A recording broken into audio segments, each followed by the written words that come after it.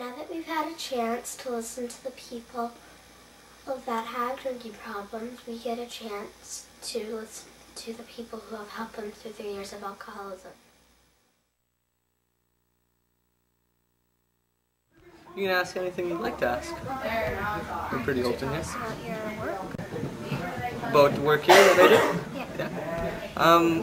Well, here at the Red Road Lodge, we're kind of a community-based non-profit organization. We're still in the beginning stages of doing work in the hotel, just revitalizing the building, of course. There's a lot of people in this building who have had some bad luck in their lives and who've come here for a little bit of help. This is our common area here, where they sit, they can play video games or watch TV, do what they want to do. It's kind of a restarting point in life where they have a chance to find a job or to get away from their addictions, as of drinking or drug addictions. Do you have anything to say? Could you show us around? Yeah, we can show you around the building for sure.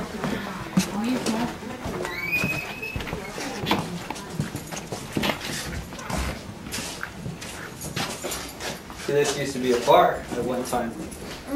This is no longer a bar anymore. It used to be the Occidental Hotel. The floors here are all filled with tenants, people who are trying to reaccomplish their life.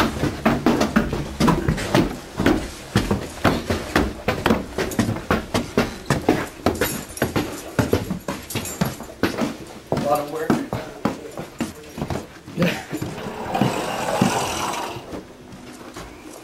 Okay, thank you.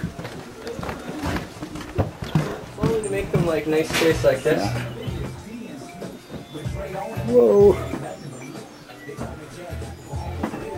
It's kind of a job that I've been given, an opportunity, and I've lived here in the past for many years. I kind of know people from the street here for a long time, so this is something that I feel that I can do, and I do it pretty well. So I mean.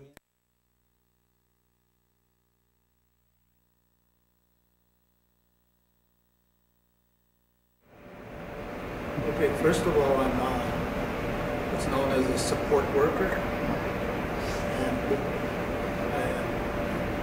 I'm assigned to work with homeless people or people with addictions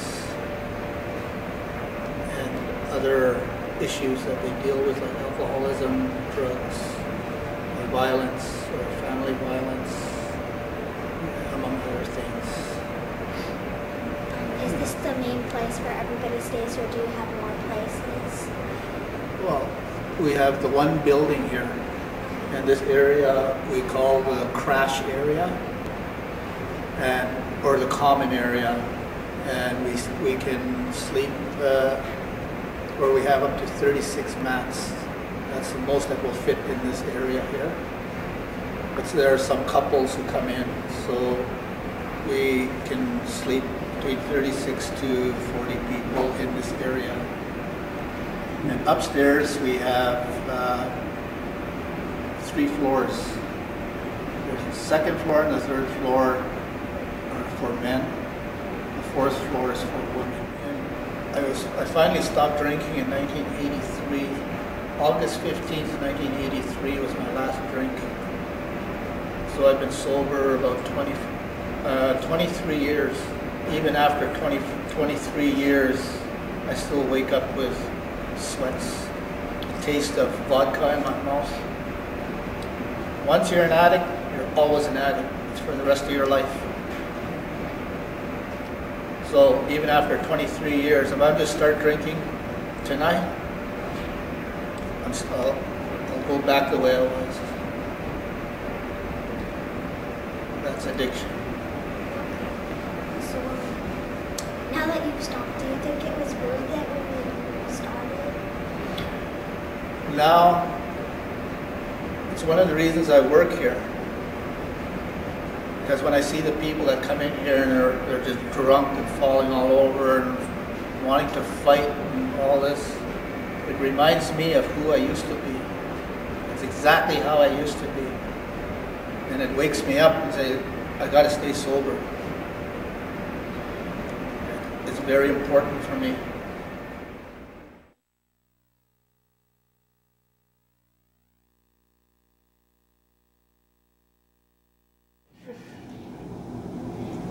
Leanne, and she's helped us a lot with with my project, with my dad's project. And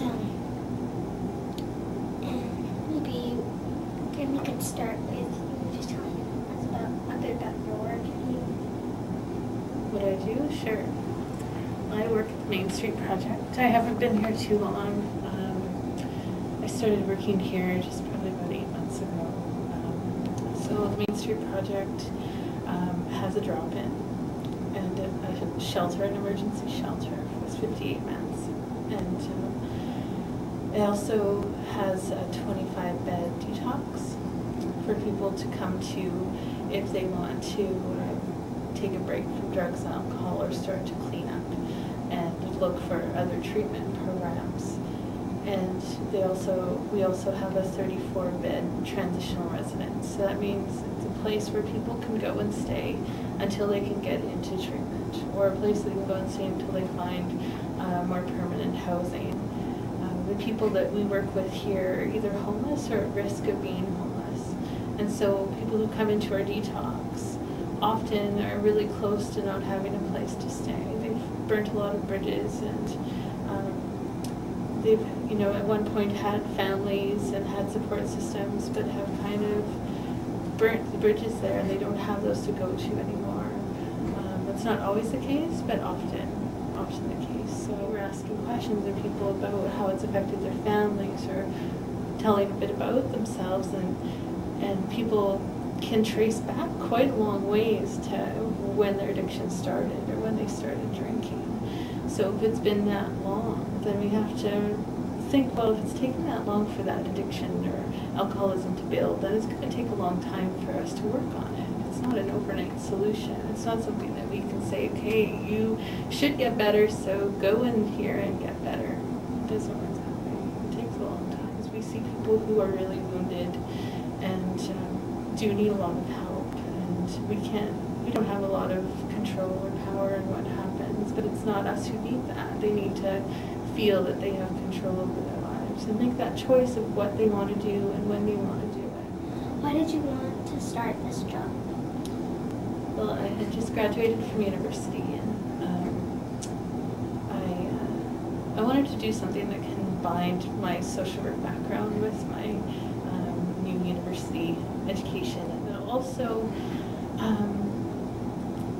I really